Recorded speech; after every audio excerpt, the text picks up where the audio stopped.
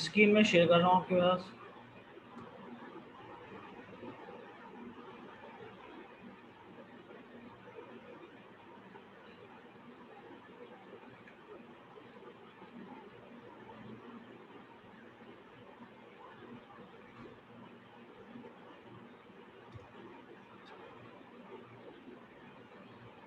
रुको मैं screen share कर दूँ।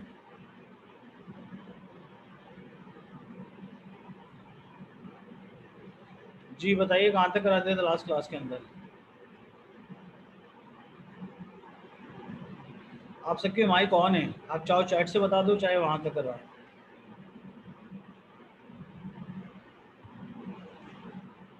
इखलास, उमर, राहिल, साद।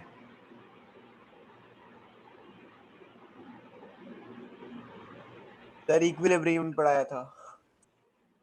कंडीशन ऑफ इक्विलिब्रियम फर्स्ट और सेकंड है ना? सर स्टैटिक और डायनेमिक पढ़ाया था और कंडीशन तो लिखी थी, कंडीशन भी लिखवाई थी और एक सर्किल वाला सवाल था जिसके अंदर 4 पॉसिबल वेज थे कि नेट टॉर्क 0 कब होगा, नेट फोर्स 0 कब होगी। सर वो वही सारा करा करा दिया, जी। वहीं तक करवाया था ना? जी सर, इसकी 4 कंडीशन थी बस। सही सही सही, याद आ गया मुझे। एक मिनट, एक मैसेज कर दूंगा तुम्हारे ग्रुप के ऊपर ताकि जो जाग अभी तक क्लास में नहीं पहुँचे तो पहुँच जाएं। रुको एक minute.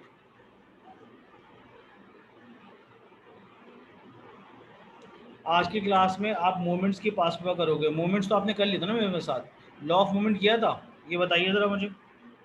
Single pivot, double pivot eight there centre. Equilibrium से पहले क्या करवाया था? लॉ ऑफ मोमेंट करवाया था पहले, ये बताओ।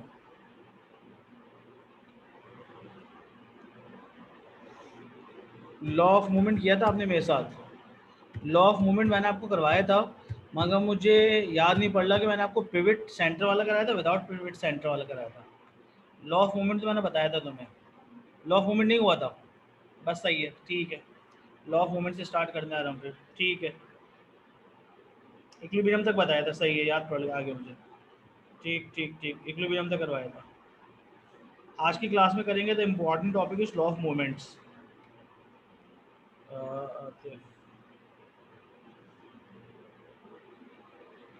रुकें एक मिनट ज़रा, मैं सर्च कर लूँ। अगर मैं लॉ ऑफ मूवमेंट्स की बात करता था तो लॉ ऑफ मूवमेंट्स क्या कहता था आपके पास?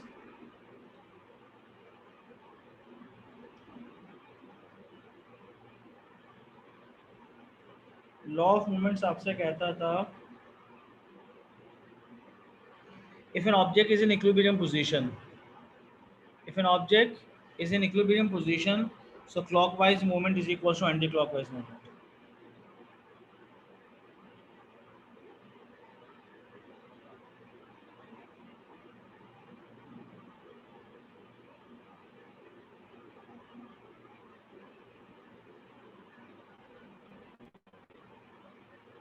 जी, क्या कहता था आपके पास law of movement?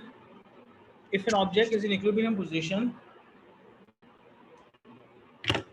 If size में इसका थोड़ा बड़ा कर देता हूँ, मैं लॉ ऑफ मूवमेंट की स्टेटमेंट लिख रहा हूँ मैं।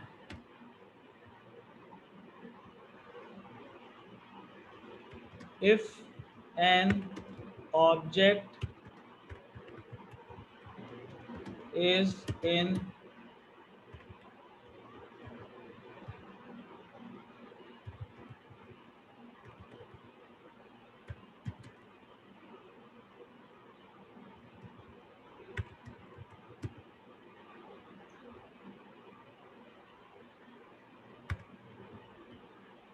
if an object is in equilibrium position, if an object is in equilibrium position, so clockwise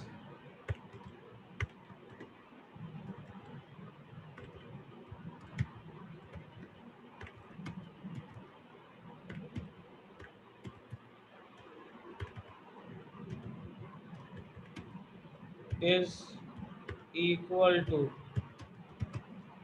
anti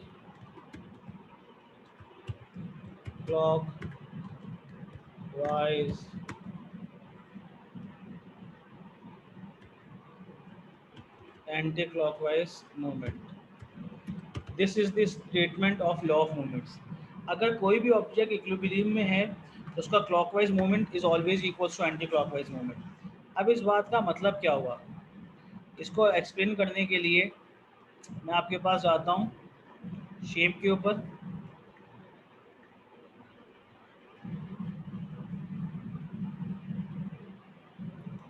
ये मैं एक रॉड दिखा रहा हूँ,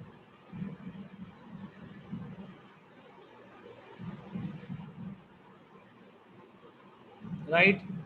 इस रॉड के सेंटर में पिवट दिखाता हूँ,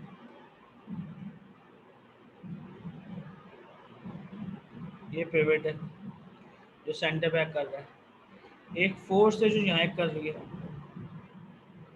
और एक फोर्स है जो यहाँ एक कर रही है।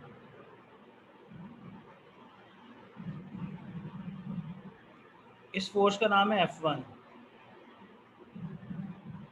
इस फोर्स का नाम है F2। यहाँ से यहाँ तक का जो परपेंडिकुलर डिस्टेंस है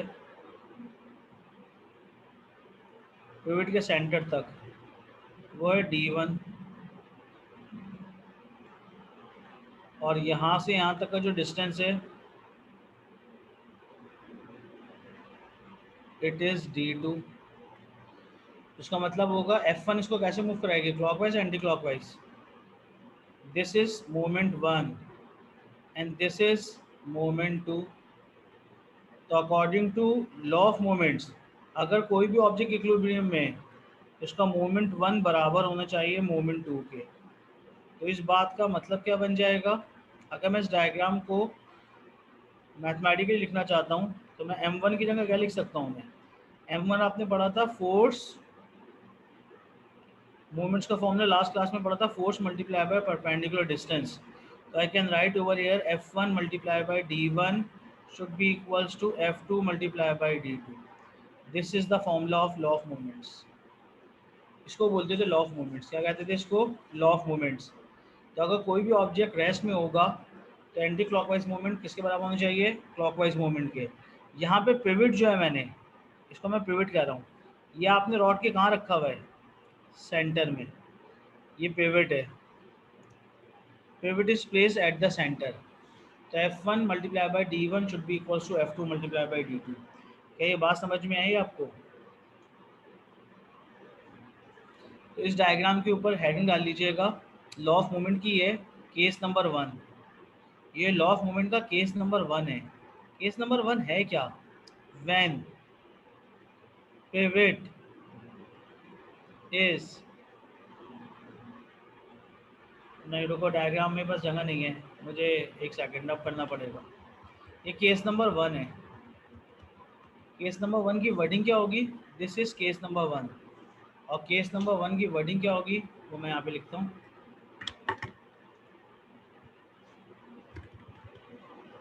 व्हेन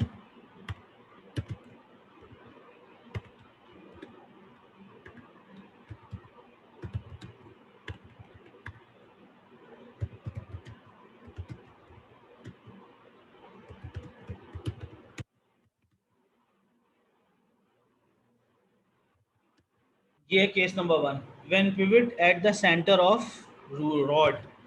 जब तक पिवट जो है वो रॉड के सेंटर में रहेगा, दैट इज केस नंबर 1। इसकी इक्वेशन ये लिख दिया आपने। यहाँ तक बात समझ में आ गई। अगर पिवट सेंटर में नहीं होता तो फिर इस रॉड का अपना वेट भी ऐड करता, राइट। तो ये था आपके पास case number 1, when pivot is at the centre of the rod. उसका मतलब आपके पास अगर पिवट जो है वो सेंटर में होगा तो रॉड का वेट काउंट नहीं होगा। When when pivot at center, so weight of rod is cancelled by normal reaction। क्या ये बात समझ में आई आपको? जब भी पिवट सेंटर में लाई करेगा, एक्चुअल में रॉड का वेट हमेशा कहाँ करता है? सेंटर में। This is the weight of the rod, ये वेट है जो डाउनवर्ड एक्ट कर रहा है। इसको कैंसिल आउट करने के लिए नॉर्मल रिएक्शन का एक्ट कर रहा होगा। तो यहाँ लिखूंगा मैं W,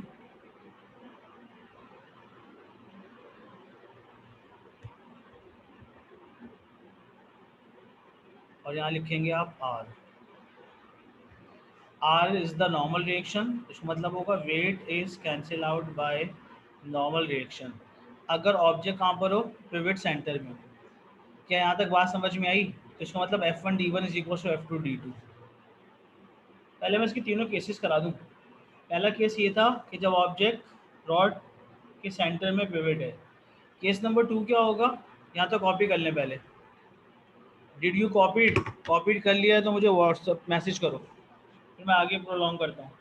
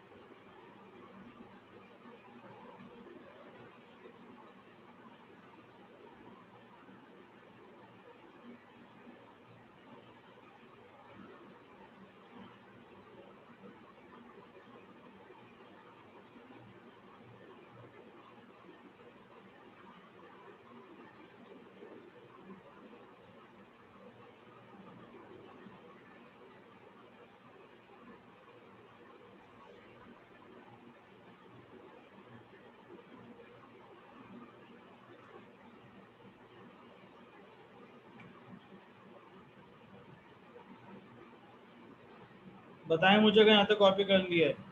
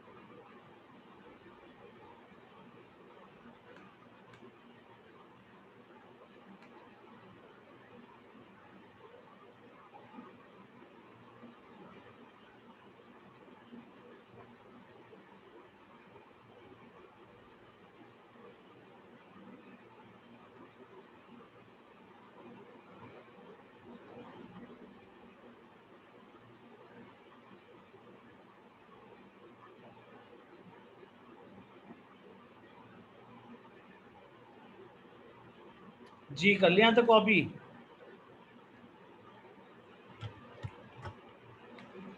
केस नंबर 1 था ये।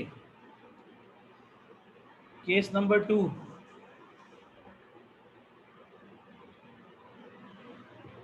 जी नॉर्मल रिएक्शन हर केस में प्रेजेंट होगा।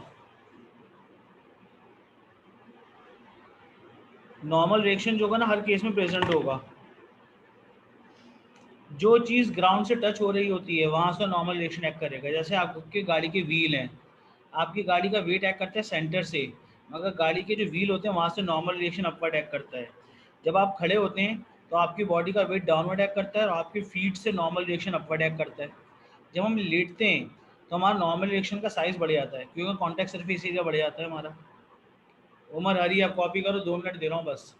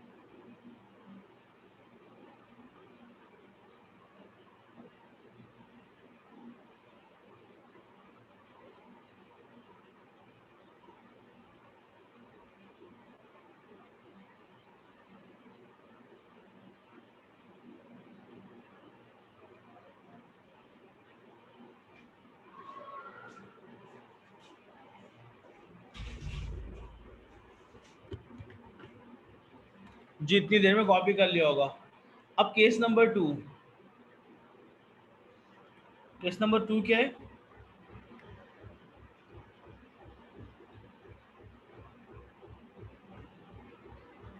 When pivot is not at there centre. ये case number 2। Case number 2, when pivot is not at centre. अब पिवट सेंटर में नहीं होगा। जब पिवट सेंटर में ना हो तो फिर आप कैसे सॉल्व करेंगे? पहले इक्वेशन क्या लिखेंगे और सॉल्व कैसे करेंगे? अब देखिए केस नंबर 2 की डायग्राम कैसे बनेगी वो मैं बना रहा हूँ। This is a rod, right. अब दिस इज द पिवट,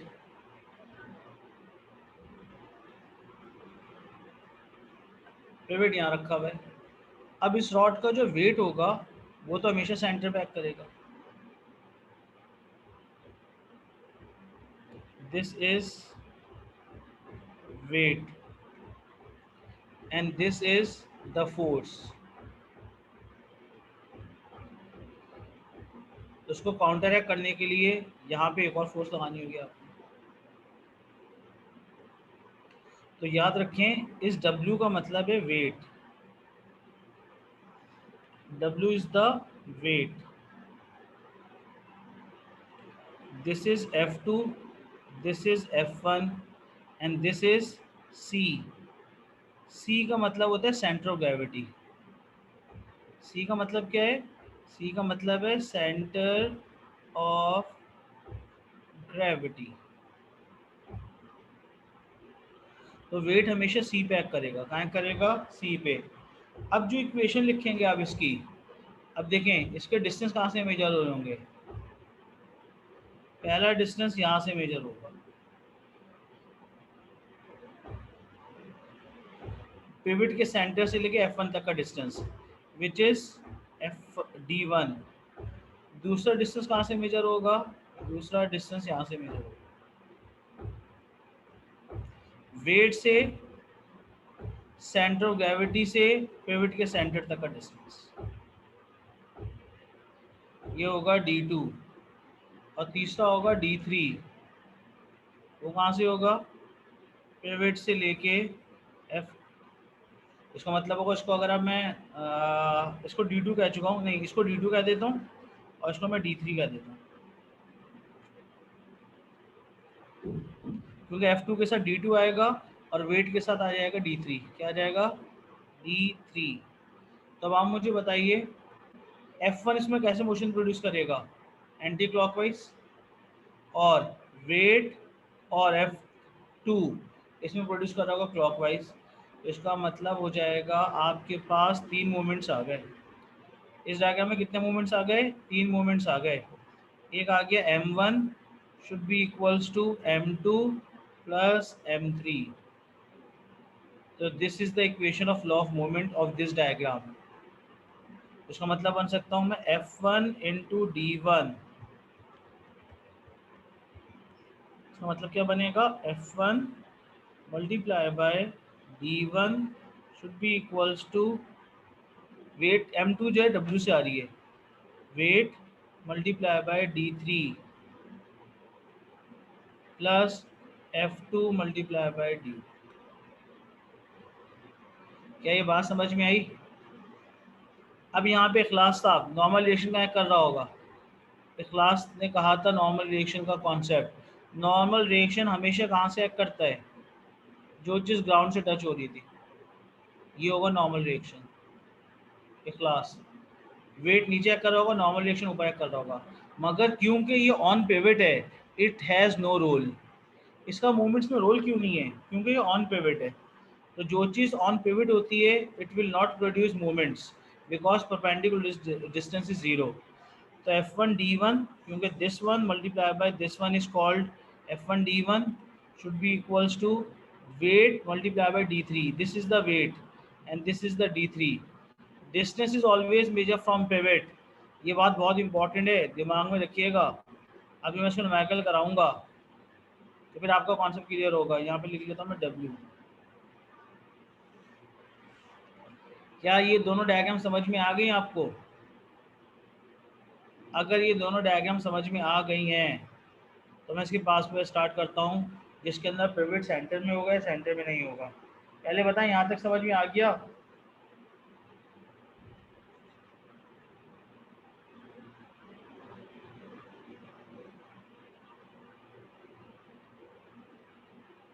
एक सवाल है, पूछिए उमर साहब, क्या सवाल है?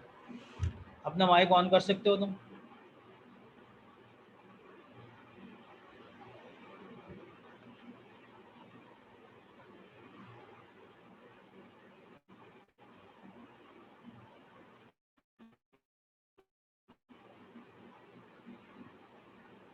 उमर, पहले डायनामिक्स के क्विज होगा। पहले डायनामिक्स का क्विज होगा क्या? हाँ।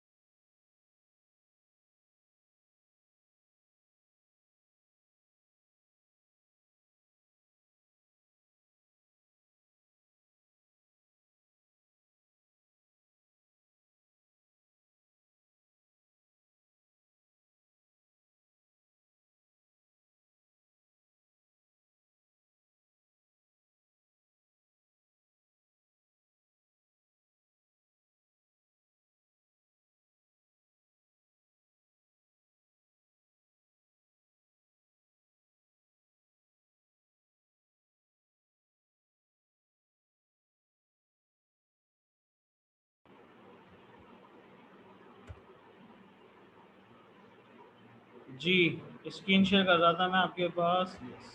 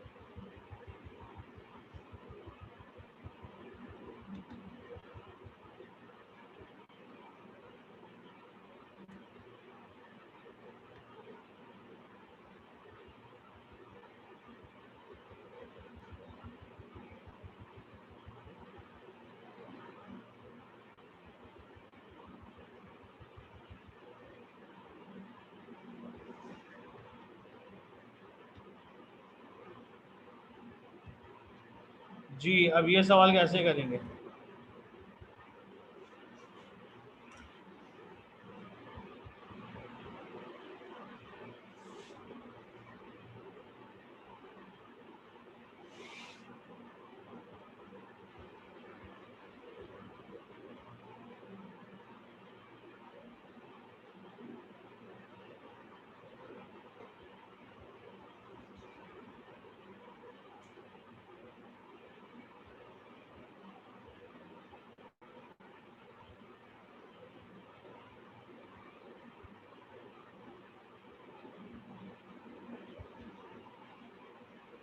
MCQ नंबर 25,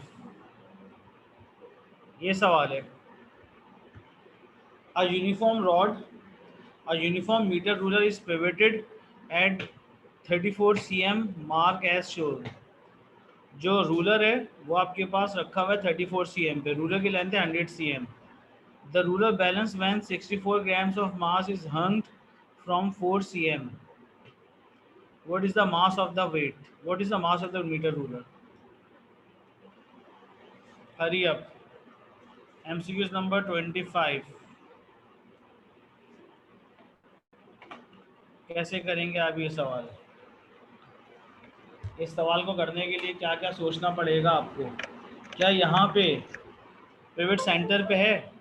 पहली बात तो ये, in this case pivot is not at there centre.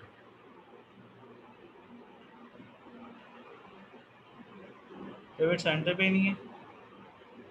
ज़्यादा सवाल की बात कर रहा हूँ। 100 cm का सेंटर कहाँ पे बनेगा?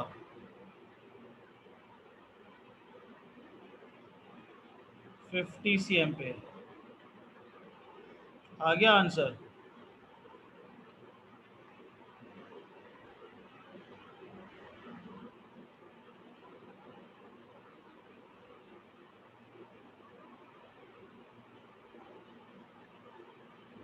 Hurry up.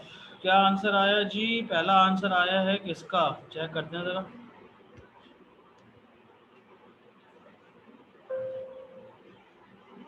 50 पे।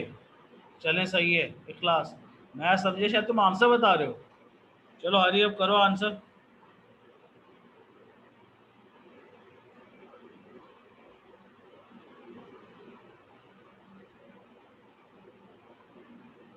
बिल्कुल सही सोचे इखलास साहब आपने। आंसर तो बताइए। मैं करवाऊं या कर रहे हैं आप? वानिया कैसे होगा? मुक़द्दस कैसे होगा? आदम, उमर, इखलास, सलमान साहब हैं? सलमान को भी इनवाइट करना पड़ेगा क्या? सलमान मुझे नज़र तो नहीं आया। 1 2 3 4। राहिल, राहिल है, साद है, शहाम है, सलमान नहीं है। चलो सलमान साहब को मैसेज कर देते हैं ज़रा, 1 घंटा गुजरने के बाद।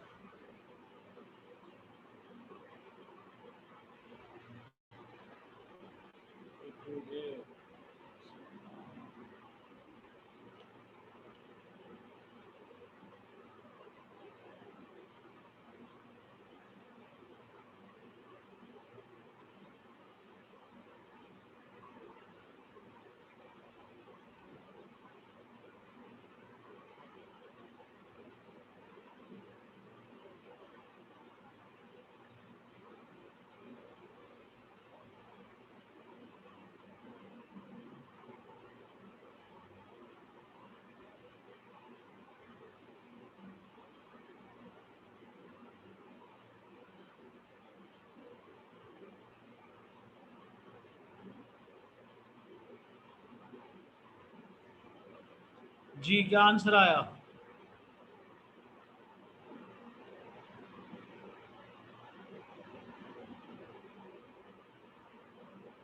इतनी देर में तो हो गया होगा। ये करवाऊं मैं? चले करें, पहले आंसर गैस करें फिर मैं कराता हूँ सही क्या है गलत क्या है। ये सवाल है जब पिवट सेंटर में नहीं है तब का सवाल है ये। सेंटर पे आपके पास वेट एक्ट करेगा विच इज 50, पिवट रखा हुआ है 34 पे।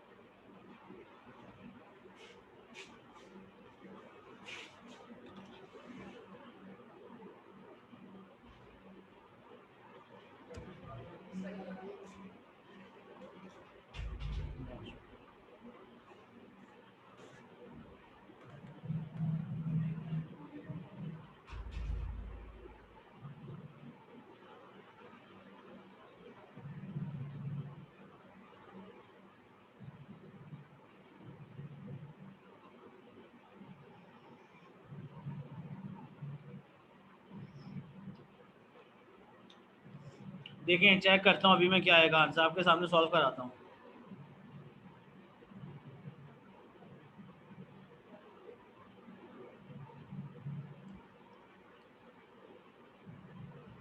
अब देखें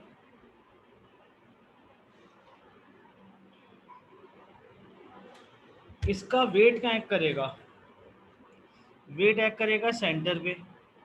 तो जो वेट है वो आपके पास है 50, तो वेट तो एक्ट करेगा 50 पे, क्या एक्ट करेगा, वेट एक्ट करेगा 50 पे डाउनवर्ड।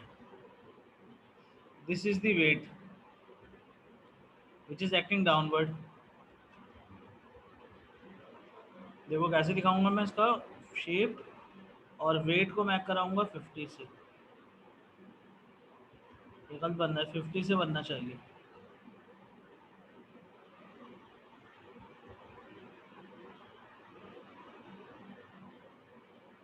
ये देखें 50 से वेट एक्ट करेगा डाउनवर्ड, ये आ गया वेट। और वेट कितना बताया था, कैलकुलेट करना है। तो आप मुझे बताएं पिवट कहाँ रखा हुआ है, पिवट रखा हुआ है 34 पे, और ये डिस्टेंस कितने पे आपके पास 4। तो जब 34 में से 4 सब्ट्रैक्ट करेंगे तो ये डिस्टेंस कितना आ रहेगा, 34, 34 माइनस 4, ये डिस्टेंस मिल जाएगा 30, ये आ गया 30 cm। और 34 से 50 तक का डिस्टेंस कितना होगा 16, ये आ गया 16। इसका मतलब बनेगा this force should be equal to this force. तो 64 क्या करेंगे हम, 64 मल्टीप्लाई बाय 30 बराबर होगा 16 मल्टीप्लाई बाय डब्ल्यू। 16 वन ज़ा 16 फोर ज़ा, 4 मल्टीप्लाई बाय 30 120 ग्राम्स, और 120 ग्राम्स वेट जो था वो ऑप्शन सी था। तो राइट आंसर है C. Very good class and very good Umar. और किस किसका आया था, आफिया, वेरी गुड, बिल्कुल सही है। क्या ये बात समझ में आई या दोबारा से बताऊं? शहाम साहब आप बताइए। सलमान साहब तो अभी तक शायद है ही नहीं। मुक़द्दस, अरहम। हाँ सर, थोड़ा थोड़ा समझ आ रहा है, थोड़ा कंफ्यूजिंग है लेकिन आ रहा है समझ। ट्राई करते रहो बस। देखो मैंने किया क्या था, 64 बराबर है वेट के, तो इसका मतलब 64 को किससे मल्टीप्लाई करेंगे, distance is always measure from pivot. Distance कहाँ से मेजर होता है, पिवट से। दूसरा सवाल ही देता हूँ ऐसा,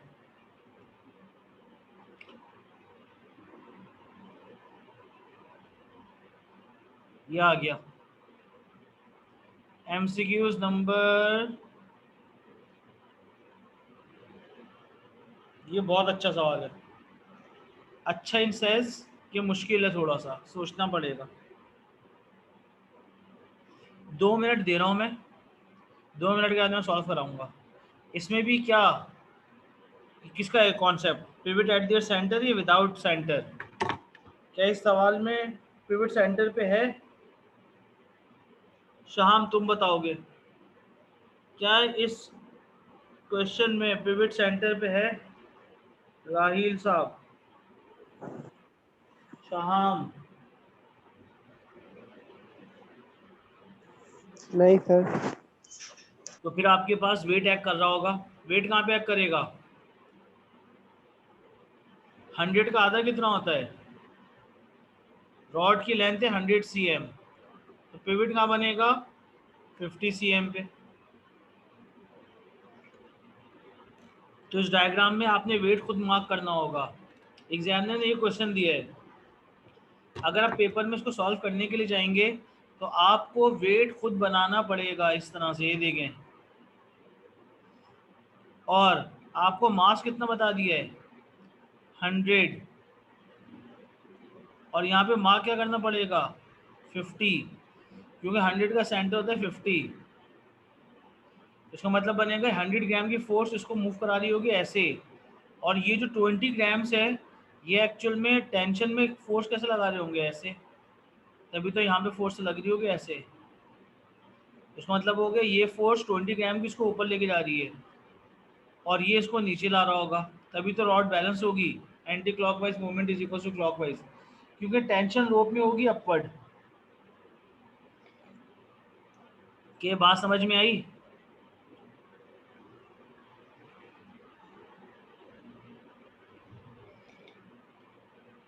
पहले चेक करो क्या ये ऑब्जेक्ट इक्विलिब्रियम में है, क्या तमाम फोर्सेस का सम 0 आ रहा है, मोमेंट 1 मोमेंट 2 के बराबर है।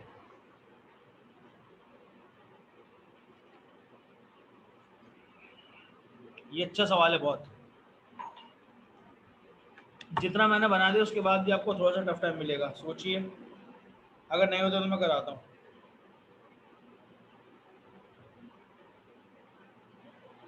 बोलते हैं 50 ग्राम का एक्स्ट्रा मास कहाँ लगाएं कि ऑब्जेक्ट बैलेंस हो जाए। शाहाम ने कहा है 36। नहीं शाम साहब, आपका आंसर थोड़ा सा गलत है।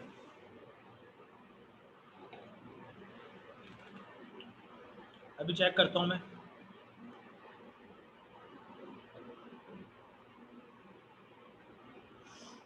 हो सकता है शाम का आंसर सही हो, मुझसे गलती हो, मैंने अभी सॉल्व किया नहीं है।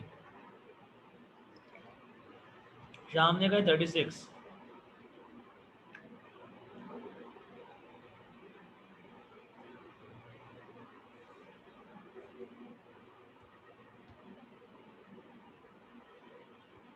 सर टाइम तो दें थोड़ा, अरे टाइम दिए आपको, टाइम ही क्लास साहब, इतने 2 मिनट बहुत है। कीजिए, मैं चाहता हूँ खुद से करें आप।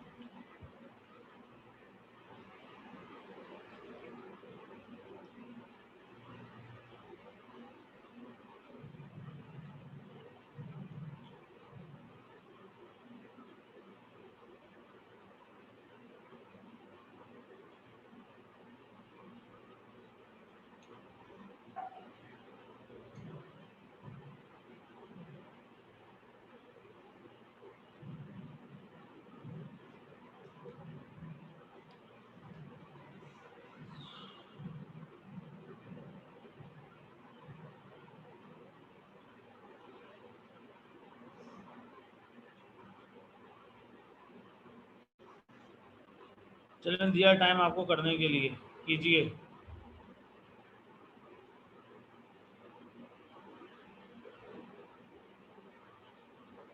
आसान है।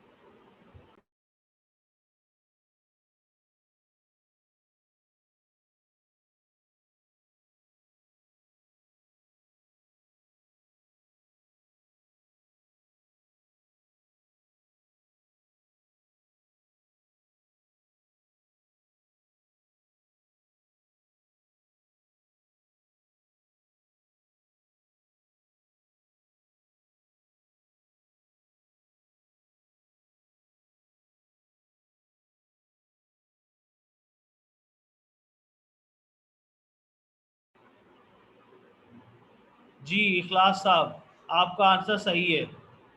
शहाम, तुमने मार्क किया था 36 इज रॉन्ग।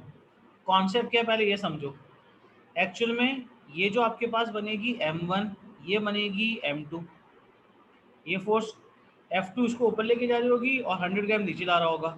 तो एंटी क्लॉकवाइज बराबर है क्लॉकवाइज के। तो पहले हम चेक तो करें कि ऑब्जेक्ट इन दोनों फोर्सेस की मदद से रेस्ट में भी होगी नहीं होगी।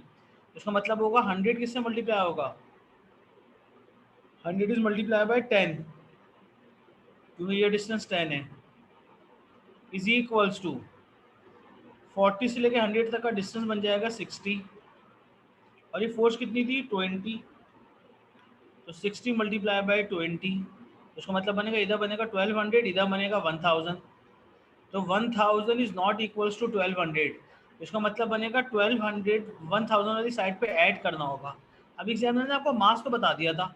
तो 1000 plus 50 force multiply by distance is x is equals to 1200। क्या ये बात समझ में आई? इसका मतलब बनेगा 50 ग्राम का मास जो होगा वो 1000 वाली साइड पे ऐड होगा। तो इसका मतलब होगा 1000 वाली साइड तो ये रही। इसका मतलब बनेगा यहाँ पे कहीं फोर्स लग रही होगी, ये देखें 50 ग्राम की फोर्स इस साइड पे लगेगी। अभी डिस्टेंस कितना है वो कैलकुलेट हो जाएगा। इसको इधर शिफ्ट कर दो तो 50x बराबर हो जाएगा 200 के, 1000 माइनस 1000, तो x की वैल्यू आ जाएगी 4 cm।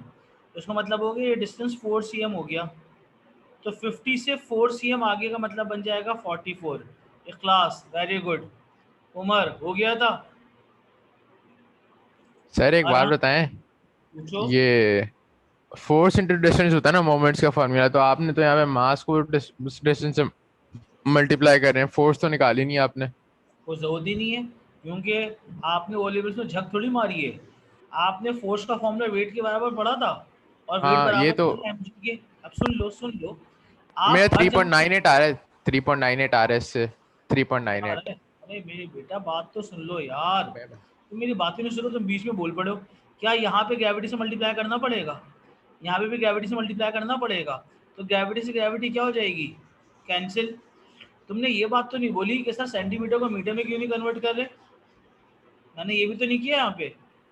तुमने एक बात देखी है, मैंने 10 लिखा है, 60 लिखा है, ये सेंटीमीटर में। Why we are not converting into metre? याद रखें वेट बराबर है फोर्स के, और फोर्स बराबर होता है mg के। तो याद रखें अगर दोनों साइड पे मासेस हैंग हुए होंगे तो ग्रेविटी का फैक्टर सेम होगा। तो ये जो formula F1 multiply by D1 था, ये formula M1 multiply by D1 भी हो सकता है अगर दोनों साइड पे मास हैंग हुए हुए हैं, क्योंकि ग्रेविटी का इम्पैक्ट इधर भी आ रहा है, ग्रेविटी का इम्पैक्ट इधर भी आ रहा है।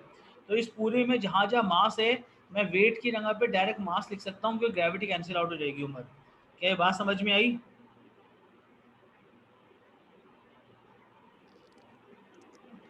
जी सर आ गई। उमर, आ गई ना?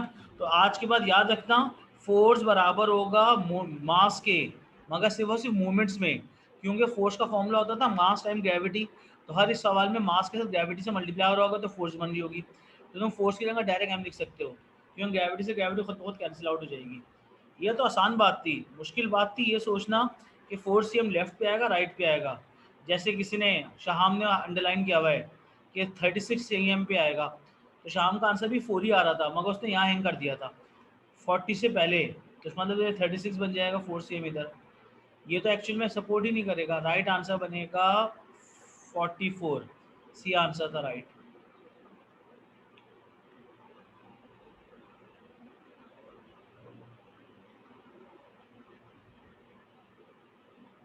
भाई अलग वर्किंग से आंसर तो आ रहा है ना, तो मसला थोड़ी है क्लास, कंफ्यूज होने की जरूरत क्या है? आंसर तुम्हारा सही आया है। मैंने इसका कॉन्सेप्ट देख लो, मैं बता देता हूँ। ये तो मैंने बहुत ही ज़्यादा,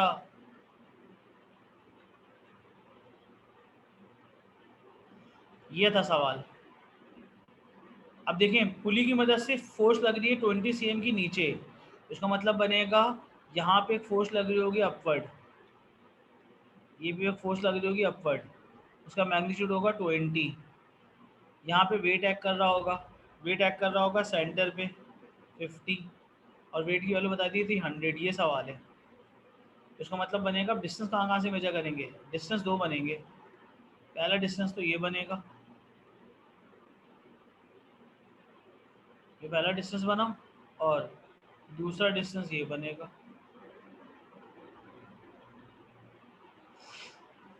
यहाँ तक बात समझ में है क्लास साहब? अब आपको उसने बोला था 50 ग्राम का मास और लगाना है, लगा था उसने 50 ग्राम का मास और लगाना है।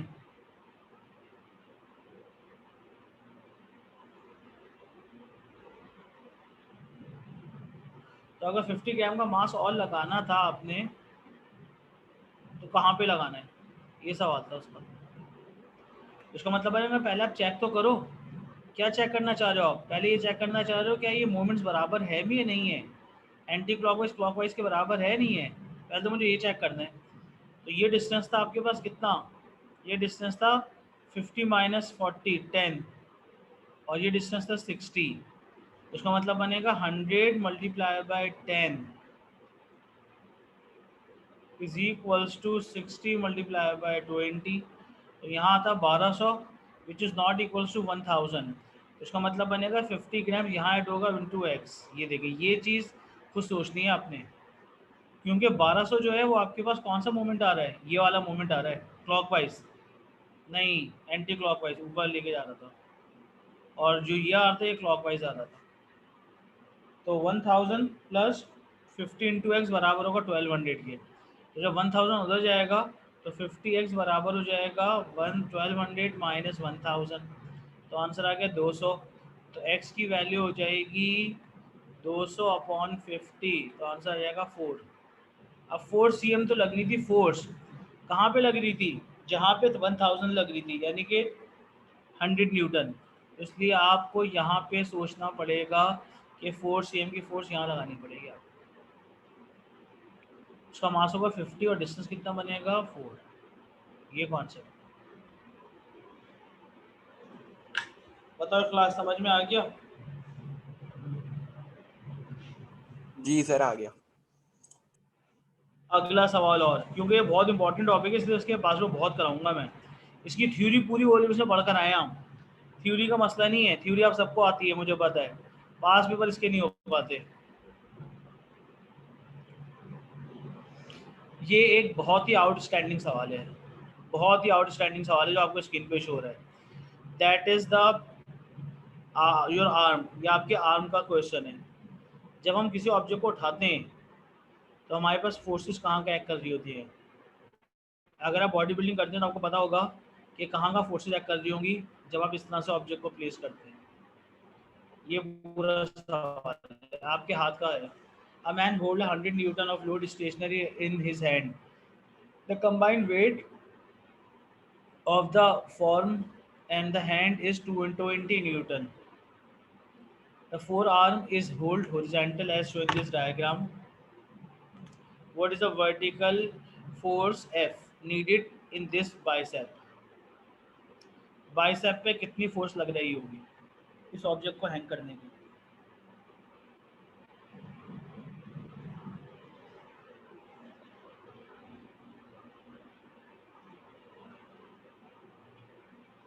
कीजिए, होना चाहिए आपसे। बिल्कुल वही कॉन्सेप्ट है, clockwise movement is equal to anti clockwise. सिर्फ पिवट सोचे कहाँ है।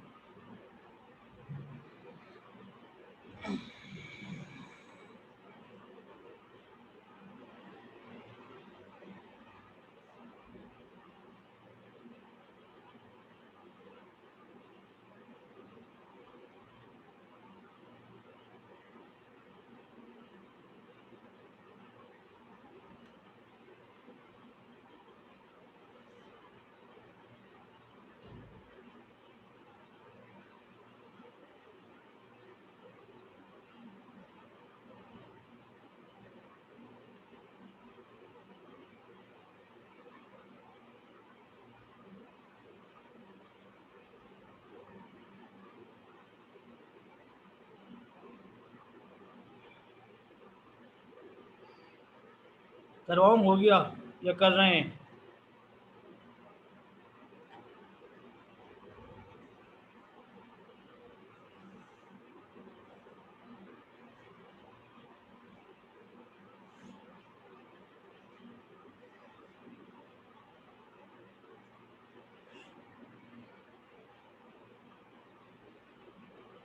करें आराम आराम से, कोई जल्दी नहीं है मुझे।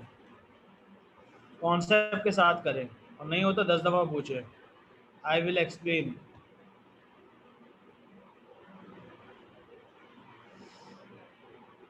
सर करने तो दें, थोड़ा टाइम तो दिया करें। चले सही है, दिए 2 मिनट। बीच में बोलने की तो बीमारी है ना मुझे। करें हरी अब।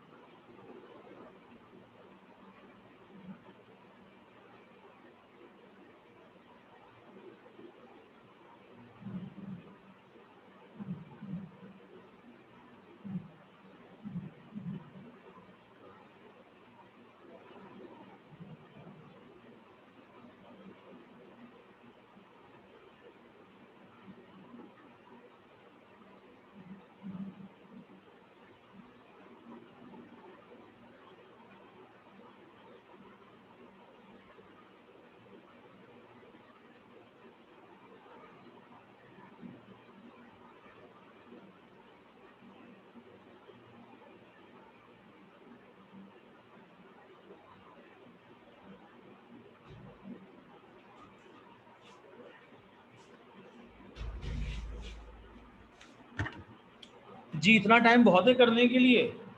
कितने मैसेज आ गए? 5 मैसेज आए हैं। 850 उमर, इखलास, अफीफा, सी सही answer. Right answer is C. बिल्कुल सही है, राइट आंसर सी है।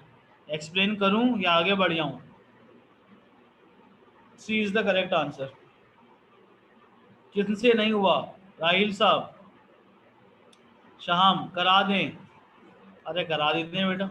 आप मुझे बताएं इस डायग्राम में पिवट का है, पहले ये सोचो। इस डायग्राम में ये है तुम्हारा पिवट, ये बात समझ में आई? ये पिवट है, पिवट यहाँ नहीं है, पिवट इज दिस। इसका मतलब बनेगा इस पिवट से फोर्सेस देखनी है। ये इसको नीचे लेके जा रही है, ये इसको नीचे लेके जा रही है, और ये फोर्स इसको ऊपर लेके जा रही है। तो फोर्स मल्टीप्लाई बाय डिस्टेंस कितना है 4 should be equals to 20 multiply by ये डिस्टेंस कितना था 10 प्लस ये moment 1 moment 2 100 multiply by 32 100 multiply by 32 तो यहाँ आ जाएगा 3200, यहाँ आ जाएगा 200 is equals to F multiply by 4। ये बजाओ 3400 हो जाएगा, यहाँ हो जाएगा 4 एफ। तो एफ की वैल्यू हो जाएगी 3400 डिवाइडेड बाय 4। 4 2 ज़ा 4 17 ज़ा, फिर आपके पास 2 1 ज़ा 750 का हाफ होता था 850। तो राइट आंसर सी। ये बात समझ में आई? असल मसला है पिवट देखना। पिवट कहाँ पर है ये देखें, पिवट यहाँ पर था। अगर तुमने पिवट से डायग्नोस कर लिया तो फिर तो कोई मसला नहीं है। राहिल साहब समझ में आ गया? शाम, वानिया, और कौन कौन है जी? अब मैं चाहता हूँ अगला सवाल वो बच्चे करें जो अभी तक आंसर कोड नहीं कर रहे थे। चलो ये बताओ, ये तो कराया हुआ सवाल है क्लास में। A46, राहिल साहब आप बताएंगे।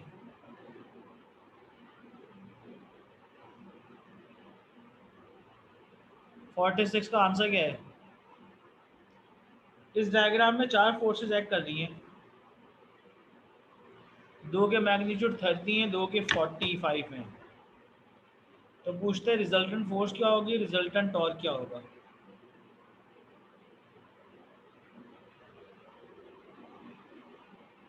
MCQs number 46. What do you think? What is the answer?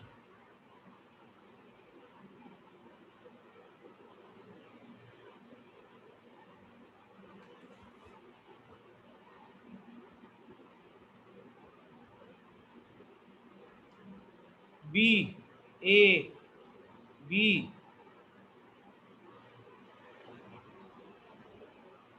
The right answer is Umar answer.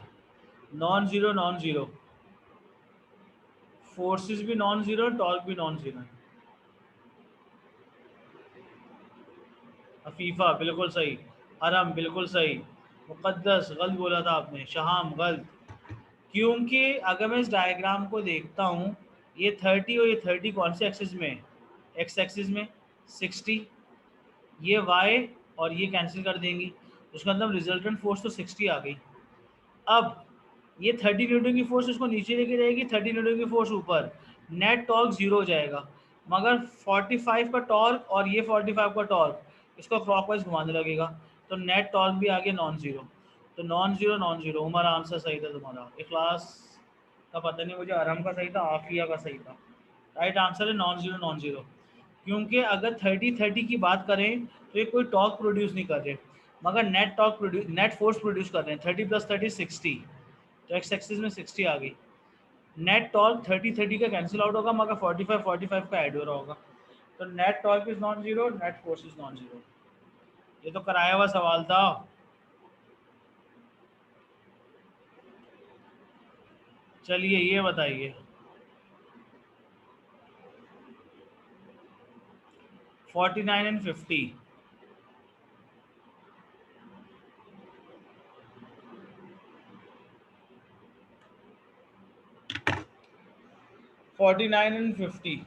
कैसे करेंगे?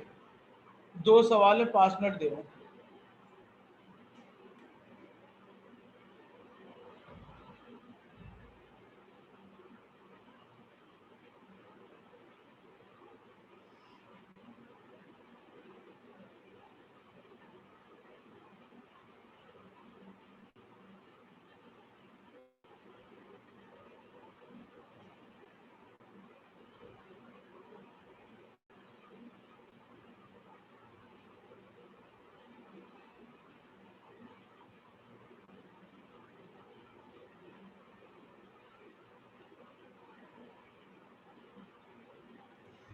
5 मिनट दे रहा हूँ मैं, हरी अब कीजिए।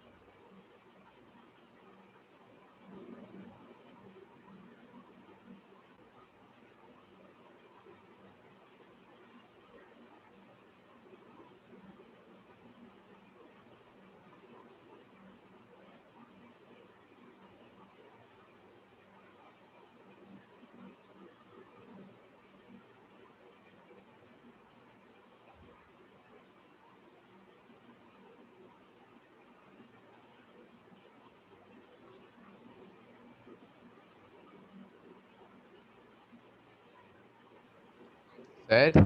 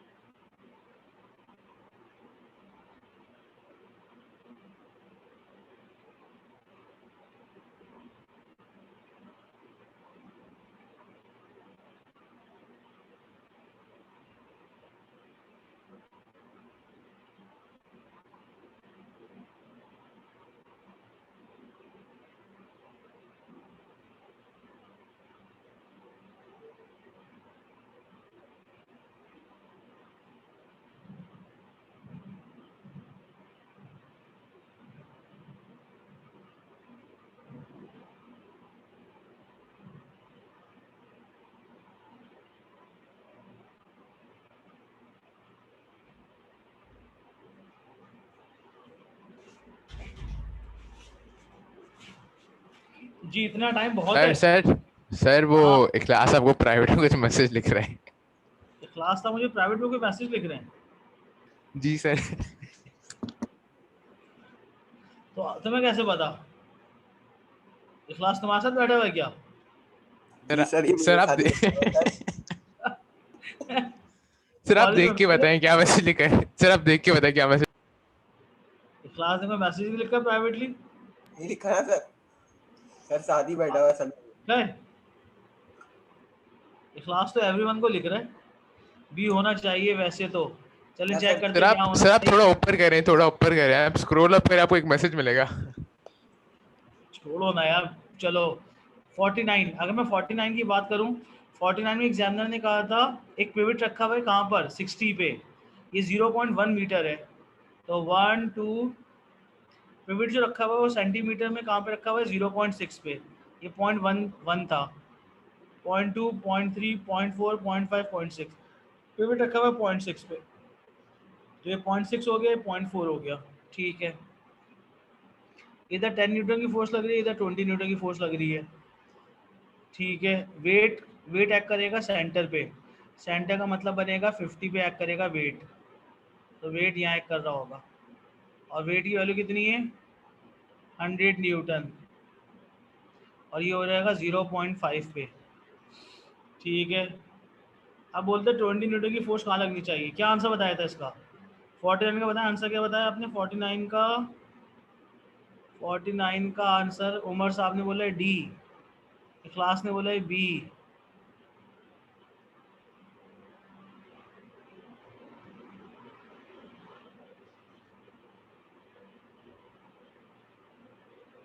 अब देखें इसको सॉल्व कैसे करेंगे। आपके पास ये 10 न्यूटन और ये 100 न्यूटन ऐसे मूवमेंट प्रोड्यूस करेंगे, और ये ऐसे प्रोड्यूस करेगा। तो सबसे पहले 10 मल्टीप्लाई होगा, यहाँ से तक का डिस्टेंस था 0.6, प्लस 100 मल्टीप्लाई होगा, यहाँ से तक का डिस्टेंस है 0.1, is equals to 10 multiply by 0.6 आ जाएगा, 100 मल्टीप्लाई बाय 0.1 10 आ जाएगा, ये बन जाएगा 16। That should be equals to 20 multiply by, यहाँ से का डिस्टेंस है 0.4, तो 20 मल्टीप्लाई 0.4 का मतलब बन जाएगा 8। तो क्या 16 8 के बराबर होता है? नहीं। तो 16 को अगर 8 के बराबर होना होगा तो प्लस इधर ऐड हो रहा होगा। इधर ऐड क्या चीज़ होगी? एग्जामिनर ने बोला था 20 न्यूटन की मजीद फोर्स लगानी है, 20 इंटू डिस्टेंस हो जाएगा x। तो जब ये इधर जाएगा 16 माइनस 8 इज 8 बराबर होगा 20x। तो x की वैल्यू आ जाएगी 8/20। तो ये कैंसिल आउट होगा, 0.4 cm आएगा। इसका मतलब बनेगा 0.4 cm पे एक और फोर्स लगानी पड़ेगी। एक फोर्स तो 20 की थी, एक और फोर्स और 20 की लगानी होगी, तब ये रॉड बैलेंस होगी। तो इसका मतलब बनेगा 0.4 डी, उसका मतलब बनेगा, आंसर बनेगा इसका डी 0.4। तो पिवट से 0.4 पे डी बन रहा था। क्या ये बात समझ में आई? उसका मतलब बनेगा 20 न्यूटन की फोर्स आपको लगानी पड़ेगी 0.4 metre away from the pivot of right hand side, at which 20 Newton force is also exerted. So at this point we have to apply 20 Newton force. So 20 into 20 40 हो जाएगा, 40 मल्टीप्लाई बाय 0.4 16, तब जाकर rod balance होगी। तो ना ए पे balance हो रही होगी, ना बी पे बैलेंस होगी, ना सी पे, सिर्फ बैलेंस हो रही होगी डी के ऊपर। ये लॉजिक थी, तो राइट आंसर था D. MCQ number 15। A shot put up chairman accelerates 7 kg of metal ball at a straight line. The ball moved from rest speed of 12 meter in the distance of 1.2. What is the resultant force? Force निकालनी थी।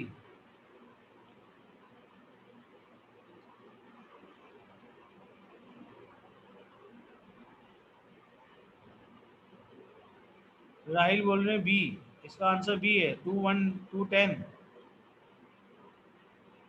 उमर बोल रहा है सी है। आपके पास क्या क्या चीज़ें गिवन है? आपको मास पता है, मास है 7, इनिशियल वेलोसिटी पता है 0, फाइनल वेलोसिटी पता है आपको 12, डिस्टेंस पता है 1.2। तो इनिशियल फाइनल डिस्टेंस को यूज़ करते हुए पहले निकालेंगे acceleration, v square is equal to u square plus 2as। Final is 12, initial is 0, 12 का square plus 2, a is unknown, distance is 1.2। तो 12 का स्क्वायर होता था 144, 144 डिवाइड हो जाएगा 2 मल्टीप्लाई बाय 1.2 से, एक्सेलेरेशन आ जाएगी। 2 से इसको कैंसिल करेंगे 72, 72 को 1.2 से डिवाइड करो, एक्सेलेरेशन आ जाएगी। तो 72 को एक्सेलरेशन आ गई 72 डिवाइड बाय 1.2। फोर्स निकालने का फॉर्मूला था मास इनटू एक्सेलरेशन। तो मास की जगह 7, एक्सेलरेशन की जगह 72 डिवाइडेड बाय 1.2। सॉल्व करना जरा। 72 मल्टीप्लाई बाय 1.2 60। अच्छा 60 और 420। उमर, राहिल साहब क्या गलती की थी आपने?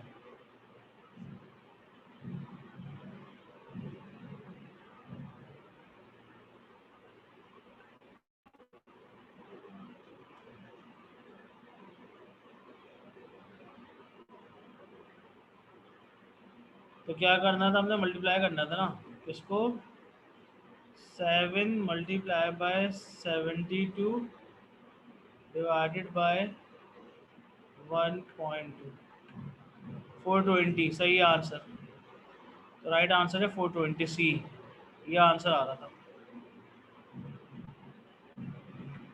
तो इतनी गलतियां क्यों हो रही हैं राहिल साहब?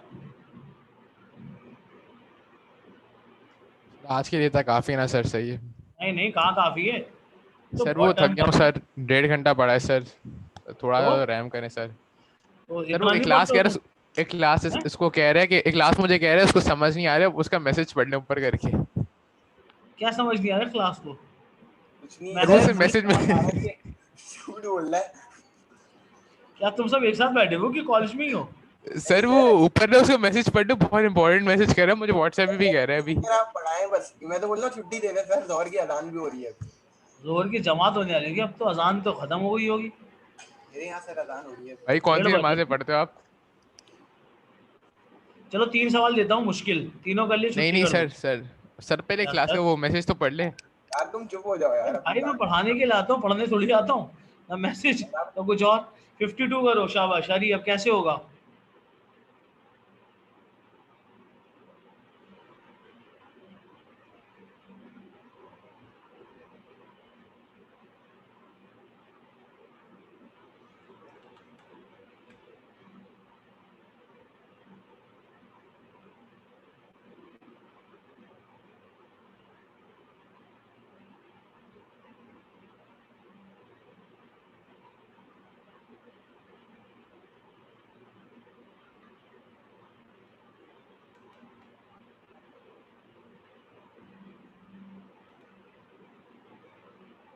फिफ्टी टू, बताइए कैसे करेंगे?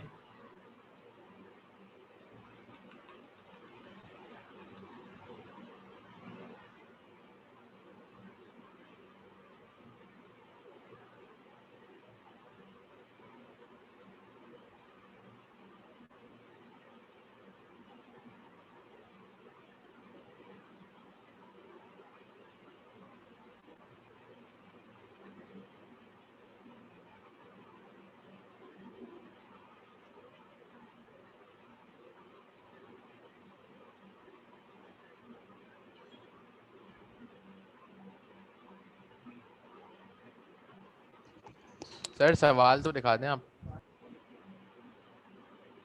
ये रहा।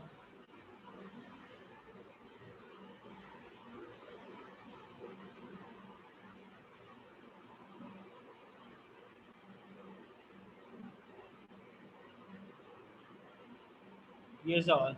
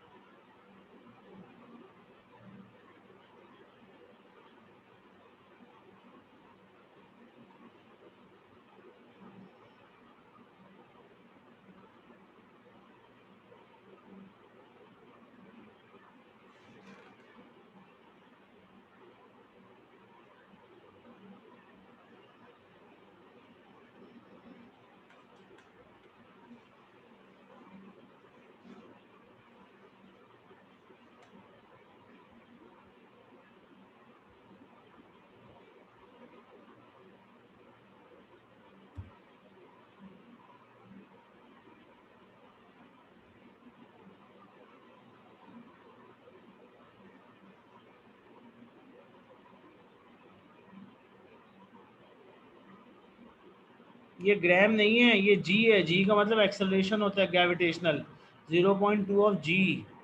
This is not gram.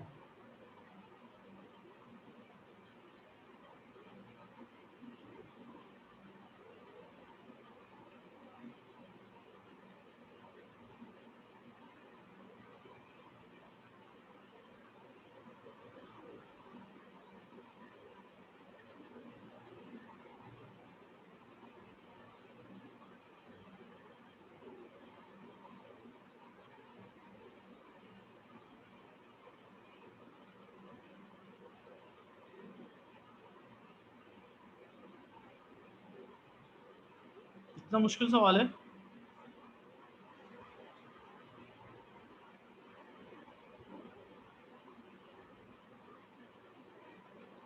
Explain Umar.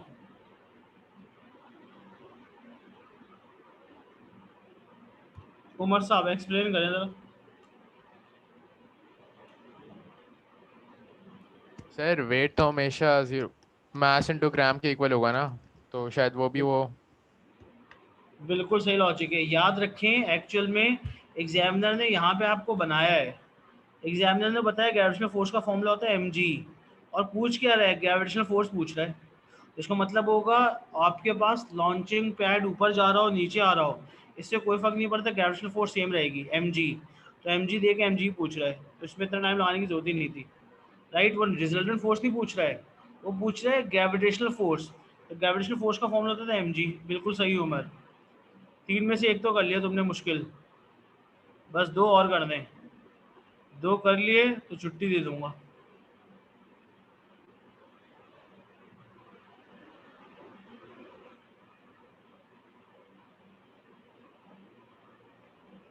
ये कैसे होगा? ये सवाल करवाए थे आपको क्लास में, याद है? वर्टिकल पुली वाले। लिफ्ट है।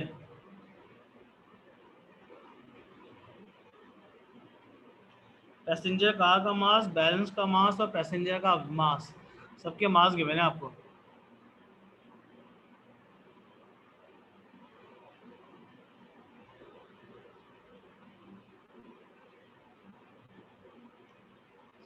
What is the magnitude of acceleration? Acceleration बताना है।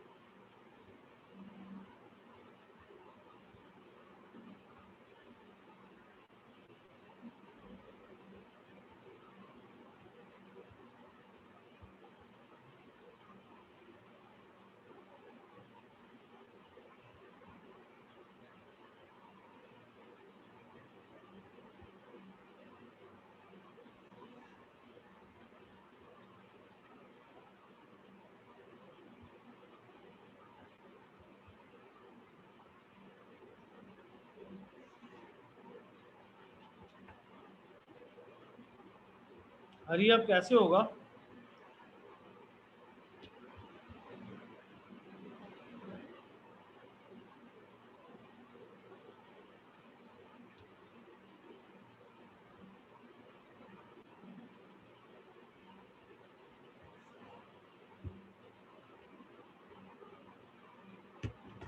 चलें आज की क्लास का लास्ट सवाल रखते हैं। ये देखें ये सवाल कैसे होगा।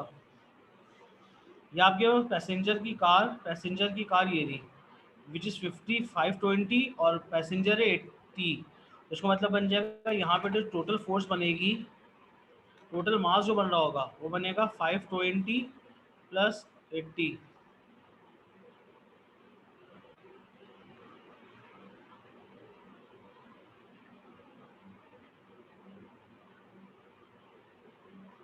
तो 520 प्लस 80 ये बन जाएगा 600।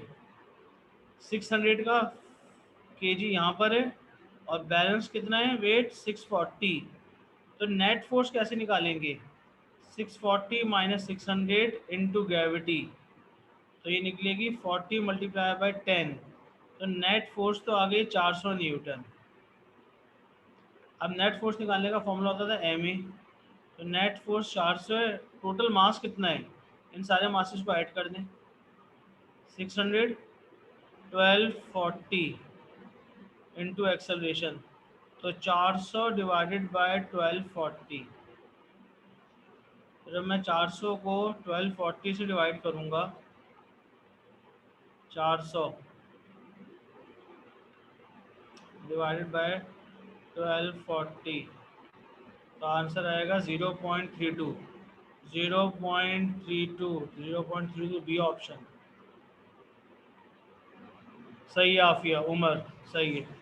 चलिए आज की क्लास यहीं तक रखते हैं, बस फिर कंटिन्यू करेंगे इसके बाद। ओके, कोई बात पूछनी तो बता दें वरना ऑफ कर दूँ क्लास।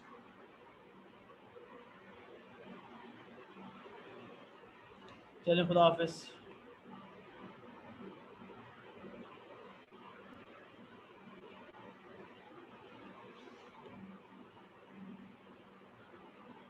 खुदा हाफिज़।